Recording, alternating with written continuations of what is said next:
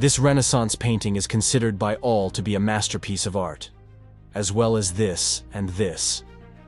Not everyone agrees that this is also a masterpiece, like all these other abstract paintings. With this video, we try to understand why abstract art is so mistreated and why watching this video you might change your mind. If you put the word abstract into a thesaurus, some of the similar words suggested are theoretical, conceptual, intangible. Among its many antonyms is simple. The word abstract suggests something vague and difficult. On the contrary, an artist working in an abstract way might want to make something striking and beautiful, whisking us away from the humdrum realities of the everyday. Abstraction in its various forms has produced some of the most memorable, influential, and best-loved art of any era. Abstract art uses a visual language of shape, form, color, and line to create a composition that may exist with a degree of independence from visual references in the world. Western art had been, from the Renaissance, underpinned by the logic of perspective and an attempt to reproduce an illusion of visible reality. By the end of the 19th century, many artists felt a need to create a new kind of art that would encompass the fundamental changes taking place in technology, science, and philosophy. The sources from which individual artists drew their theoretical arguments were diverse and reflected the social and intellectual preoccupations in all areas of Western culture at that time.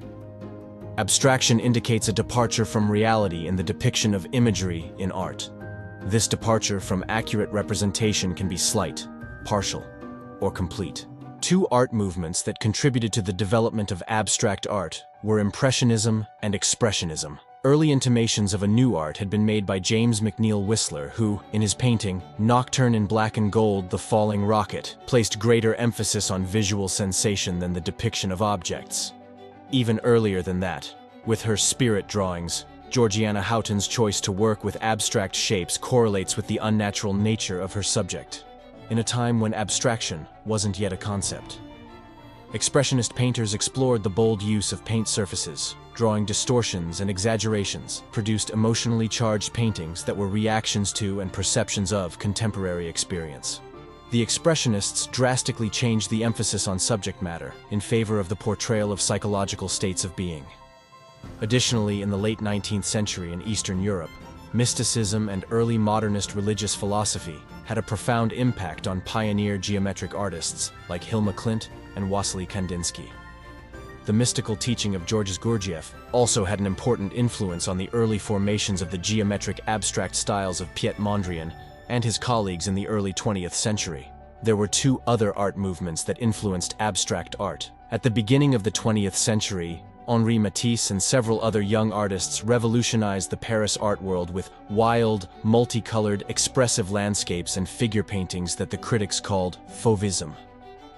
The raw language of color as developed by the Fauves directly influenced another pioneer of abstraction, Wassily Kandinsky. Cubism, based on Cézanne's idea that all depictions of nature can be reduced to cube, sphere, and cone, became, along with Fauvism, the art movement that directly opened the door to abstraction in the early 20th century. During the 1912 Salon de la Section d'Or, where František Kupka exhibited his painting Amorpha, Fugue in two colors, the poet Guillaume Apollinaire named the work Orphism.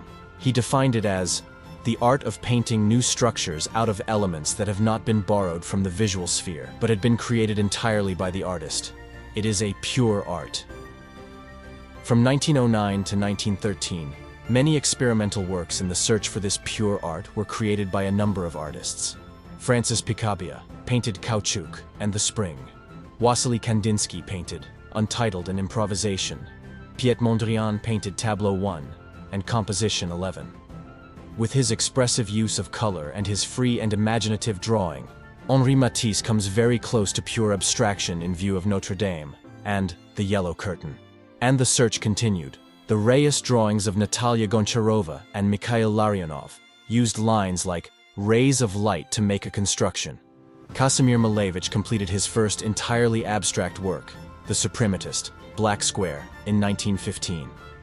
Another of the Suprematist group, Lyubov Popova, created the architectonic constructions and spatial force constructions between 1916 and 1921. During the Nazi rise to power in the 1930s, many artists fled Europe to the United States. By the early 1940s, the main movements in modern art, Expressionism, Cubism, Abstraction, Surrealism, and Dada, were represented in New York. The rich cultural influences brought by the European artists were distilled and built upon by local New York painters. The climate of freedom in New York allowed all of these influences to flourish. The art galleries that primarily focused on European art began to notice the local art community and the work of younger American artists who had begun to mature. Mark Rothko began with strongly surrealist imagery, which later dissolved into his powerful color compositions of the early 1950s. The expressionistic gesture and the act of painting itself became of primary importance to Jackson Pollock.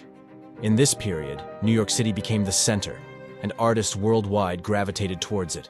Let's come to some of the names more usually associated with abstract art. The pioneering abstract artist Hilma Klint was almost completely overlooked by art history. A trained illustrator, she moved from figuration to abstraction as early as 1906, but made no effort to become recognized in the art world. An ardent spiritualist and a believer, she discovered her connection with the higher power during a spiritual seance. According to A.F. Klint, her mission was not to be an artist. Instead, she was supposed to become a receiver of spiritual knowledge, a scientist, and an interpreter. Her goal was to bring the otherworldly messages to humanity and learn as much about them as she possibly could. To her, her abstract works represent the diagrams of invisible forces, the codified natural processes, and manuals on spiritual evolution. Piet Mondrian, one of the best-known early abstract artists, began in a more conventional fashion. He painted recognizable scenes and was commercially successful in his homeland of Holland. But when he encountered avant-garde Paris in 1911 and the Cubism of Picasso, his work soon underwent, first an evolution and eventually a radical transformation. He began to use bold primary colors and squares and rectangles in order to create images that he saw as pure. His angled, gridded work is considered by some to be the logical conclusion of painting, abstract or otherwise. Kazimir Malevich preferred the term suprematism for his abstract artworks. The term referred to the supremacy of pure artistic feeling that he wanted to achieve in his work. Although separated geographically, Mondrian and Malevich were startlingly similar. In 1915, Malevich produced his secular Russian icon, more commonly known as Black Square. An artist very definitely in tune with abstraction was Marlowe Moss. Although she is written off by some as an imitator of the father of neoplasticism, it could be argued that the influence was reciprocal. Her work from the period following her discovery of Mondrian shows his influence, but it was Moss who first introduced twin lines into her gridded compositions in 1931. Largely forgotten in the history of abstract art, Moss's work, in recent years, is deservedly having something of a renaissance.